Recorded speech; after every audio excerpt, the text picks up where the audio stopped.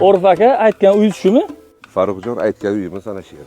Har bir dardu g'amlarga tabib, bir inson bor bo'lmaydi topib.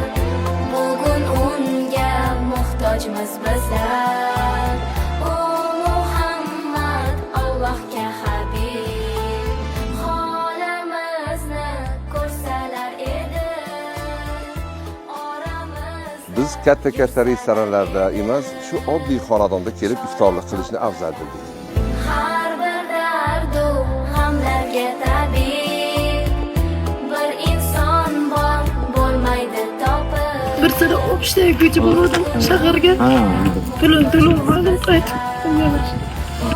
Muhammad Allohga habib, holimizni ko'rsalar edi. Oramizda yursalar edi.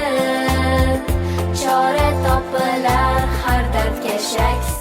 Mehr ila tayyorlangan taom juda ham mazzali bo'lar ekan. Ko'rsalar edi.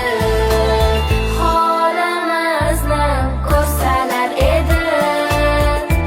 Oramizda Onajonim mehribonimning Gulbirsa Sifaxonim ko'zim ochib sizni ko'rdim, siz tufayli sabr duo qiling, tezroq o'tsak tinchlik uchun hissa qilshay. Shu Ramazon oyida ehson qilganlar bor, kelmaganlar bor. Shularning otidan sizga arzimaganini ham qabul qilasiz.